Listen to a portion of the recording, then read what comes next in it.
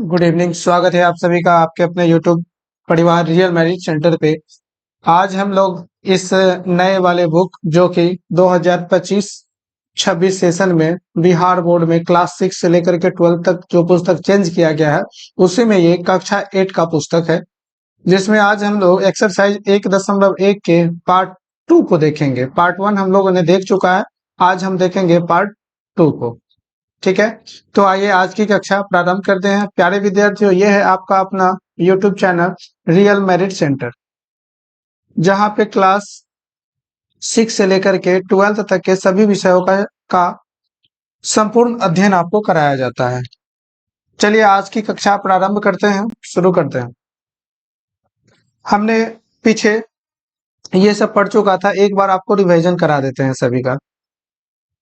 हमने पिछले कक्षा में पढ़ा था परिमेय संख्या के बारे में कि परिमेय संख्या होता क्या है। विभिन्न प्रकार के संख्याओं को देखा था, जिसमें हमने प्राकृत संख्या, पूर्ण संख्या, धनात्मक संख्या, ऋणात्मक और पूर्णांक को समझा था। ठीक है, उसके बाद हम समझे थे कि परिमेय संख्या किसे कहते हैं, ये सब उसके एग्जाम्पल से आपको समझाया गया था। फिर हमने देखा था समवृत्त को, देखा था कि समवृत्त आखिर होता क्या है। ठीक है, समवृत्त हमने जांच किया था पूर्ण संख्याओं में कि कब पूर्ण संख्याएं समवृत्त होगी। गणित के मुख्य रूप से 4 क्रियाएं हैं, जोड़, घटाव, गुणा और भाग। ठीक है, तो जोड़ के अंतर्गत समवृत्त है या नहीं, घटाव के अंतर्गत समवृत्त है या नहीं, गुणा के अंतर्गत या भाग के अंतर्गत समवृत्त है कि नहीं, हम लोगों ने इन चीजों को बारी बारी से देखा था। ठीक है, ये सब हम पिछले वीडियो में पढ़ चुके हैं। आज हम लोग पढ़ेंगे इस वीडियो के पार्ट 2 को। ये सब हमने देख चुका था, एक बार आप लोग एक नजर देख लीजिए इसे। ये सब हम पढ़ चुके हैं, आज हम लोग पार्ट 2 को पढ़ेंगे। चलिए आज की कक्षा प्रारंभ करते हैं। हम इसमें पढ़ेंगे क्रम विनिमेयता के बारे में कि क्या परिमेय संख्याओं का योग क्रम विनिमेयता को फॉलो करता है या नहीं। ठीक है, क्रम विनिमेयता अगर आप नहीं समझ पा रहे हैं तो देखिए, जैसे ए है और प्लस बी है। ठीक है, तो ये ए यहाँ पहले है और बी बाद में है। अब क्या करेंगे, इसके क्रम को पलट देंगे, बी को पहले लिख देंगे और ए को बाद में लिख देंगे, तो यही क्रम विनिमेयता कहलाता है। ठीक है, और ये पलटने के बाद जिसका जितना मान इधर ए प्लस बी का होगा उतना ही वैल्यू अगर बी प्लस सी का हो जाता है तो हम कह सकते हैं क्या कि परिमेय संख्या जोड़ के अंतर्गत क्रम विनिमेयता को फॉलो कर रहा है। ठीक है, जैसे यहाँ पर देखिए -2/3 और 5/7 को जब जोड़ते हैं तो हमें 1/21 प्राप्त होता है। ठीक है, अब क्या करते हैं, यहाँ पे इसको पहले लिख देते हैं। ठीक है, तो 5/7 और प्लस में -2/3 को जोड़ते हैं, फिर भी हमें 1/21 प्राप्त होता है। अर्थात क्रम को पलट देने के बाद भी हमें रिजल्ट वही प्राप्त होता है। तो हम ये कह सकते हैं कि परिमेय संख्या योग के अंतर्गत क्रम विनिमेयता को फॉलो कर रहा है, क्रम विनिमेयता का पालन करता है। ठीक है, आइए दूसरा देखते हैं व्यवकलन। व्यवकलन का मतलब होता है घटाव।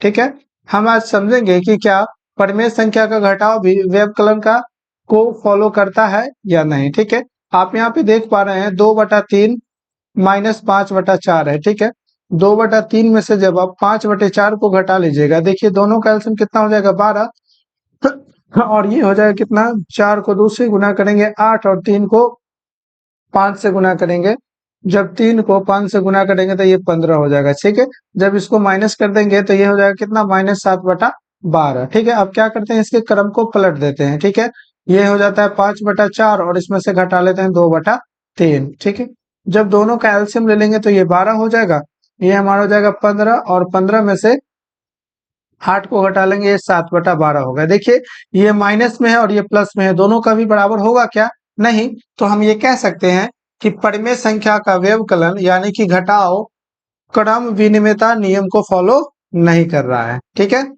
चलिए आगे देखते हैं। अब हम गुना देखेंगे कि क्या परिमेय संख्या का गुना व्यवकलन को फॉलो, ये क्रम विनिमेयता को फॉलो करता है या नहीं करता है। ठीक है, देखिए यहाँ पे क्या है, -7/3 गुने 6/5 कर देते हैं। ठीक है, तो देखिए 7 को 6 से गुना करेंगे तो ये हमारा 42 हो जाएगा, और ये माइनस है और इसके पीछे प्लस लगा हुआ है, तो प्लस माइनस को गुना करते हैं तो माइनस होता है। फिर 6 को 3 से गुना कर देंगे, कितना हो जाएगा, 6×5 = 30 हो जाएगा। ठीक है, अर्थात आपको क्या प्राप्त हो रहा है, -42/30। ठीक है, अब इसके क्रम को पलट देते हैं, यहाँ पे लिखते हैं 6/5 गुने -7/3। फिर से जब इसको गुना करेंगे तो 7×42 -42 अपॉन 5×3 15। ठीक है, सॉरी ये भी कितना हो जाएगा, 5×3 15 हो जाएगा। ठीक है, तो ये भी -42/15 और ये भी -42/15 आ गया। अर्थात हम ये कह सकते हैं कि परिमेय संख्याओं का गुना क्रम विनिमेयता नियम को फॉलो कर रहा है। ठीक है, क्रम विनिमेयता नियम का पालन करता है। ठीक है, अब हम देखते हैं भाग।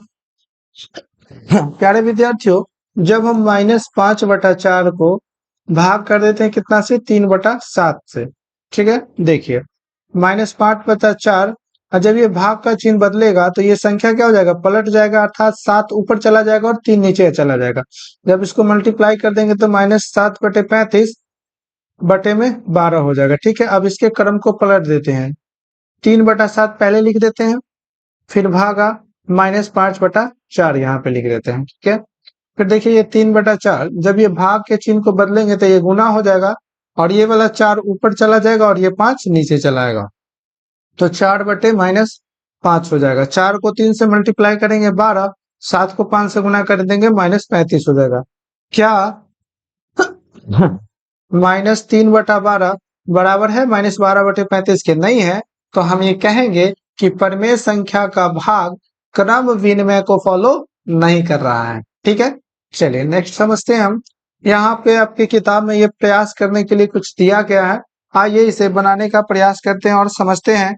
जो हमने ऊपर पढ़ा है उसी से रिलेटेड ये है, क्या परिमेय संख्याओं का जोड़ घटाव गुना भाग क्रम विनिमय को फॉलो कर रहा है या नहीं। ठीक है, देखिए परिमेय संख्या है, परिमेय संख्या का योग आपने ऊपर देखा कि क्रम विनिमय को फॉलो कर रहा है, तो ये हाँ सही हो जाएगा। क्या इसका घटाव क्रम विनिमय को फॉलो कर रहा था? नहीं कर रहा था। ठीक है, क्या गुना कर रहा था? तो हाँ कर रहा था। भाग करता है? तो नहीं करता है। ठीक है, देखिए पूर्णांकों का योग क्या क्रम विनिमयता को पालन करता है? हाँ करता है। घटाव नहीं करता है, गुना करता है, सिमिलरली भाग नहीं करता है। ठीक है, पूर्ण संख्या का योग ये करता है, पूर्ण संख्या का घटाव नहीं करता है, ये करता है, ये नहीं करता है भाग। ठीक है, सिंपल। प्राकृत संख्याओं को जब जोड़ेंगे तो वो क्रम विनिमय नियम को पालन करेगा, बट उसका घटाव क्रम विनिमय नियम को पालन नहीं करेगा। ठीक है, सिमिलरली उसका गुना क्रम विनिमय को पालन करेगा, जबकि उसका भाग क्रम विनिमय को पालन नहीं करेगा। ठीक है, ये सब आप ऊपर पढ़ चुके हैं, उसी से संबंधित ये है।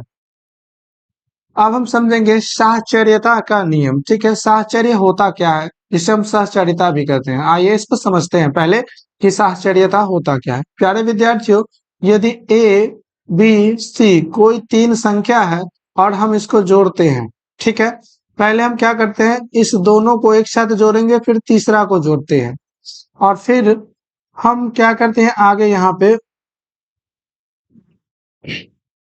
ए प्लस बी, इस दो को एक साथ जोड़ते हैं, फिर तीसरा को बाद में जोड़ते हैं। पहले वाले कंडीशन में लास्ट वाले दो को एक साथ जोड़ रहे हैं और पहले वाले को बाद में। दूसरे वाले कंडीशन में पहले वाले दो को एक साथ जोड़ रहे हैं, लास्ट वाले को बाद में। अगर ये दोनों आप बराबर हो जाता है, जब हम बराबर के इस ओर वाले, जब हम इसको हल करेंगे, ठीक है, जितना इसका मान होगा उतना ही इसको हल करने के बाद इसका वैल्यू होगा, और दोनों बराबर हो जाएगा, तो ये साहचर्यता को फॉलो करता है, नहीं तो साहचर्यता को फॉलो नहीं करता है।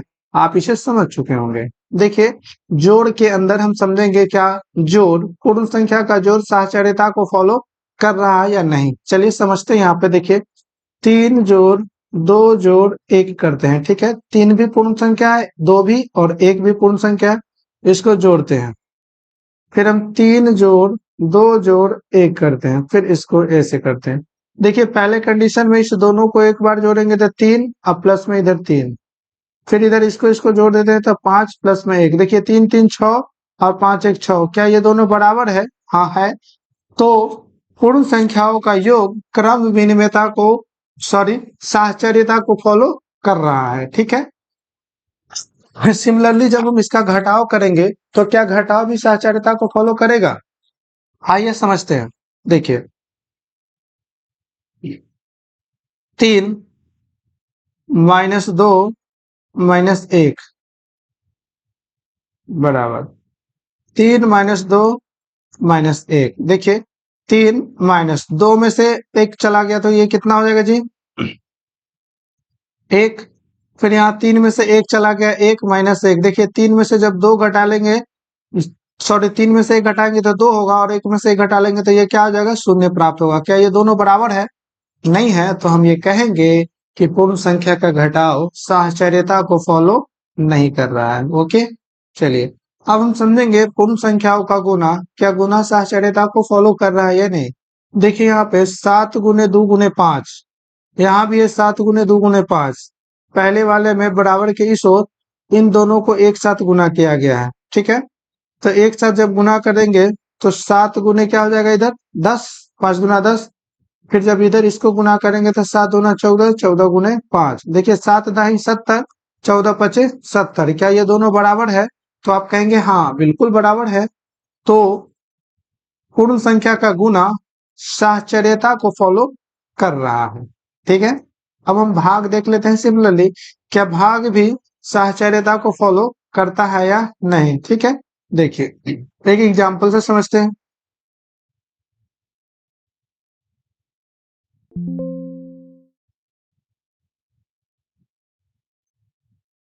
देखिए यहाँ पे लिखते हैं हम 4 भागा 2 भागा 1। यहाँ पे लिखते हैं 4 भागा 2 भागा 1। फर्स्ट कंडीशन में क्या है, ये 4 भागा 2 को 1 से भाग देंगे तो ये 2 हो जाएगा। सेकेंड कंडीशन में जब 4 को 2 से भाग देंगे तो 2, और यहाँ पे भागा 1 हो जाएगा, ठीक है।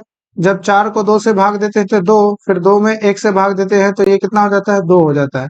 ये दोनों बराबर हो रहा है इस संख्या के लिए। बट अगर हम दूसरा एग्जाम्पल्स लेते हैं इसमें, दूसरा एग्जाम्पल अगर हम लिखते हैं 5 भागा 5 भागा 3 करते हैं, ठीक है।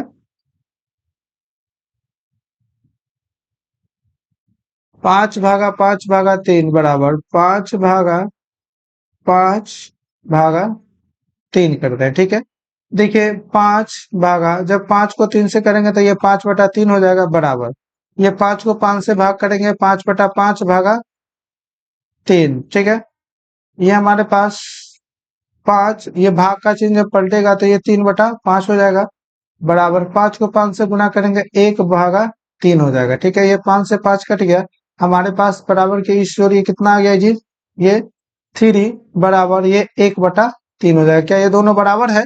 नहीं है। देखिए हमारा जो प्रश्न है सभी पे फिट होना चाहिए, एक पे फिट होने से नहीं होने वाला है।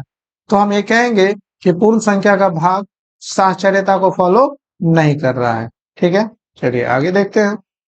अब हम समझेंगे पूर्णांक में, क्या पूर्णांक भी साहचर्यता को फॉलो करता है या नहीं, ठीक है। देखिए हमारे पास यहाँ पे पूर्णांक है -2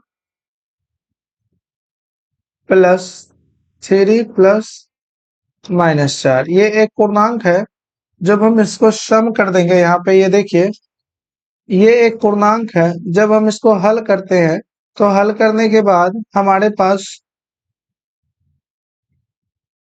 चलिए पहले इसको हल करते हैं। तो -2 प्लस ये 3 है, और 3 में से ये चला जाएगा, मतलब -4 जाएगा तो ये -1 हो जाएगा, ठीक है। -2 प्लस -1, यानी कि हमारे पास कितना आ गया, -3 आ गया इसका। फिर जब हम इसको बदल देते हैं, ठीक है, देखिए -2 जोड़ 3, देखिए यहाँ पे लास्ट वाले दोनों को एक साथ जोड़े थे, यहाँ पे पहले वाले दोनों को एक साथ जोड़ते हैं, फिर हम देखते हैं क्या सेम ही आता है या नहीं। देखिए यहाँ पे कितना है 3, और 3 में से 2 चला जाएगा तो कितना हो जाएगा, ये देखिए ये क्या हो जाएगा, -2 + 3 + -4। अब देखिए ये हमारे पास 1 हो जाएगा, प्लस माइनस -4 हो जाएगा, यानी कि ये हमारे पास कितना आ जाएगा जी, -3 आ जाएगा। तो आप यहाँ पे देख पा रहे हैं क्या कि जोड़ के अंतर्गत पूर्णांक साहचर्यता को फॉलो कर रहा है, ठीक है। सिमिलरली अब जब घटाव करेंगे तो घटाव करने के बाद ये साहचर्यता को फॉलो नहीं करेगा, ठीक है। गुणा करने पर ये साहचर्यता को फॉलो करेगा, यहाँ पे आपको बताया गया है, लेकिन भाग करने पर ये साहचर्यता को फॉलो नहीं करता है। आप सिंपल से याद रखेंगे कि पूर्णांकों का योग साहचर्यता को फॉलो करता है, पूर्णांक का घटाव साहचर्यता को फॉलो नहीं करता है, पूर्णांक का गुणा साहचर्यता को फॉलो करता है, जबकि पूर्णांक का भाग साहचर्यता को फॉलो नहीं करता है। अब हम देखेंगे परिमेय संख्या में क्या परिमेय संख्या का योग भी साहचर्यता को फॉलो करता है या नहीं करता है। ठीक है, चलिए समझते हैं। यहाँ पे हमें दे दिया है क्या कि -2/3 जोड़ 3/5 जोड़ -5/6। ठीक है, जब आप इसको हल करेंगे तो हल करने के बाद ये आ जाएगा कितना -9/10। ठीक है, सिमिलरली अब इसके क्रम को पलट दिया गया है। ठीक है, यहाँ पे देखिए -9/10 प्राप्त हुआ। फिर जब हम क्या करेंगे, शुरू वाले दोनों को एक साथ जोड़ेंगे और फिर जब हम तीसरे को बाद में जोड़ेंगे तो भी हमारे पास -9/10 पर ही प्राप्त होगा। तो हम ये कह सकते हैं कि परिमेय संख्याओं का योग साहचर्यता को फॉलो करता है। नहीं, परिमेय संख्या योग के लिए साहचर्य होता है। अब हम घटाओं में देखेंगे क्या घटाओं में भी परिमेय संख्या साहचर्य होता है। आइए समझते हैं। देखिए यहाँ पे क्या है, -2/3 -4/5 -1/2। जब इसको हम हल करेंगे, इस इतना को हल करेंगे तो इसको हल करने के बाद हमारे पास आ जाएगा कितना 19/30। ठीक है, और जब हम इसको हल करेंगे, इसको हल करने के बाद आ जाएगा ये -11/30। क्या ये दोनों बराबर है? नहीं है। तो आप ये कह सकते हैं क्या कि परिमेय संख्या का घटाव साहचर्यता को फॉलो नहीं करता है। एकदम सिंपल है, कहीं कोई दिक्कत नहीं है। अब हम देखेंगे परिमेय संख्या का गुना साहचर्यता को फॉलो करता है या नहीं। ठीक है, देखिए जब आप -7/3 गुने 5/4 गुने 2/9 करेंगे, जब इसको हल करेंगे तो आपको आ जाएगा हल करने पर -35/54। सिमिलरली जब यहाँ इस दोनों को एक साथ किए थे और यहाँ पहले वाले दोनों को एक साथ करेंगे, ठीक है, तो इसको करने के बाद भी आपको आंसर सेम आ जाएगा -35/54। ठीक है, क्योंकि ये 2 से 2 कट गया, 7 × 35 -35 और 9 9 दूना 18 18 तिरिक 54 -35/54 होगा। आप ये कह सकते हैं परिमेय संख्या का गुना साहचर्यता को फॉलो करता है। ठीक है, आपने अभी तक देखा परिमेय संख्या का योग साहचर्यता को फॉलो करता है, परिमेय संख्या का घटाव साहचर्यता को फॉलो नहीं करता है, परिमेय संख्या का गुना साहचर्यता को फॉलो करता है। आइए समझते हैं परिमेय संख्याओं का भाग क्या वो साहचर्यता को फॉलो करता है या नहीं। ठीक है, देखिए यहाँ पे 1/2 भागा -1/3 भागा 2/5। ठीक है, जब इसको हल करेंगे आप तो हल करने के बाद इसका आंसर आ जाएगा -3/5।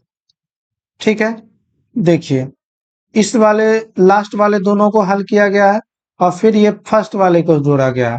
यहाँ पे फर्स्ट वाले दोनों को जोड़ हल करेंगे, फिर सेकेंड वाले को यानी कि थर्ड वाले को भाग करेंगे उसमें। ठीक है, जब आप इसको हल करेंगे तो इसको हल करने के बाद आपको आ जाएगा -15/4। ठीक है, क्या ये दोनों बराबर है? नहीं है। तो आप ये कहेंगे कि परिमेय संख्या का भाग साहचर्य नहीं होता है, वो साहचर्यता को फॉलो नहीं करता है। ठीक है, चलिए आगे हम देखते हैं। यहाँ पे ये आपको दिया गया है एक बॉक्स और इस बॉक्स में बनाना है साहचर्यता के लिए क्या साहचर्यता को फॉलो करता है कि नहीं। देखिए परिमेय संख्या साहचर्यता का फॉलो करता है योग के अंदर तो बिल्कुल करता है, गुना के अंदर नहीं करता है, सॉरी घटाव के अंतर्गत नहीं करता है, गुना के अंदर करता है। पूर्णांक योग के लिए साहचर्य है, घटाव के लिए साहचर्य नहीं है, गुना के लिए साहचर्य है, भाग के लिए नहीं। सिमिलरली पूर्ण संख्या योग के लिए साहचर्य है, घटाव के लिए साहचर्य नहीं है, गुना के लिए साहचर्य है, भाग के लिए साहचर्य नहीं है। सिमिलरली ये भी हो जाएगा सेम, कोई कंडीशन नहीं है। इसमें आप हमेशा ध्यान रखेंगे कि परिमेय संख्या, पूर्ण संख्या, प्राकृत संख्या या फिर पूर्णांक हो, योग के लिए साहचर्य होता है, घटाव के लिए साहचर्य नहीं होता है, गुना के लिए साहचर्य होता है, भाग के लिए साहचर्य नहीं होता है। यानी कि जोड़ और गुना के लिए साहचर्य होता है, घटाव और भाग के लिए साहचर्य नहीं होता है। देखिए ये दोनों चिन्ह लगभग एक जैसा है, ये दोनों चिन्ह भी लगभग एक जैसा है। तो हमेशा याद रखेंगे जोड़ और गुना के लिए साहचर्य होता है, घटाव और भाग के लिए साहचर्य नहीं होता है। चलिए अब हम समझेंगे शून्य की भूमिका। शून्य की क्या भूमिका होती है? प्यारे विद्यार्थियों, चाहे पूर्ण संख्या हो, प्राकृत संख्या हो, या कोई पूर्णांक हो, या परिमेय संख्या हो, किसी भी संख्या में जब आप शून्य को जोड़ेंगे, शून्य को जोड़ेंगे तो वही संख्या प्राप्त होगा। जब किसी भी संख्या में आप शून्य को जोड़ेंगे तो वही संख्या प्राप्त होगा। इसीलिए शून्य को हम लोग शून्य को हम योज्य तत्समक कहते हैं, योज्य तत्समक कहते हैं। शून्य को क्या कहते हैं? योज्य तत्समक कहते हैं, क्योंकि किसी भी संख्या में शून्य को जोड़ते हैं तो हमें वही संख्या प्राप्त होता है, तो शून्य हमारा योज्य तत्समक कहलाता है। अगला देखेंगे हम लोग एक की भूमिका, कि एक की क्या भूमिका होती है। प्यारे विद्यार्थियों, चाहे वो प्राकृत संख्या हो, पूर्ण संख्या हो, पूर्णांक हो, या परिमेय संख्या हो, अगर हम उसमें एक से गुना कर देंगे, अगर हम उसमें किसी भी संख्या में एक से गुना करते हैं तो हमें वही संख्या प्राप्त होता है, वही संख्या प्राप्त होता है। तो हम एक को किसी भी संख्या के लिए, एक को किसी भी संख्या के लिए हम उसका गुणात्मक तत्समक कहते हैं। क्या कहते हैं उसको? गुणात्मक तत्समक कहते हैं। एक को हम किसी भी संख्या के लिए उसका गुणात्मक तत्समक कहते हैं। ठीक है, अब हम समझेंगे गुणात्मक प्रतिलोम को। ठीक है, एक शब्द हमारे पास यहाँ पे हम लिख रहे हैं गुणात्मक प्रतिलोम। ध्यान से समझेंगे इसे। प्यारे विद्यार्थियों, ए हमारा कोई संख्या है और इस ए में कितना से गुना करे कि इसका वैल्यू, इसका मान हमें एक प्राप्त हो, तो आप कहेंगे क्या? एक बटा ए से गुना करेंगे, इससे ये कट जाएगा तो हमें एक प्राप्त होगा। ठीक है, सिमिलरली एक और प्रश्न आपसे पूछे कि 4 है, इस 4 में कितना से गुना करे तो हमें एक प्राप्त होगा, अर्थात 1/4 से इसमें गुना करेंगे तो ये 4 से 4 कट करके हमें एक प्राप्त होगा। ठीक है, आप यहाँ पे समझ पा रहे हैं क्या कि किसी भी संख्या का अगर ए कोई संख्या है तो इसका गुणात्मक प्रतिलोम 1/1 हो जाएगा। ठीक है, अगर 4 कोई संख्या है तो इसका गुणात्मक प्रतिलोम 1/4 हो जाएगा। अगर 10 कोई संख्या है तो उसका गुणात्मक प्रतिलोम 1/10 होगा। अगर -12 कोई संख्या है तो उसका गुणात्मक प्रतिलोम कितना हो जाएगा? 1/-12, ताकि इससे ही कट के एक प्राप्त होगा।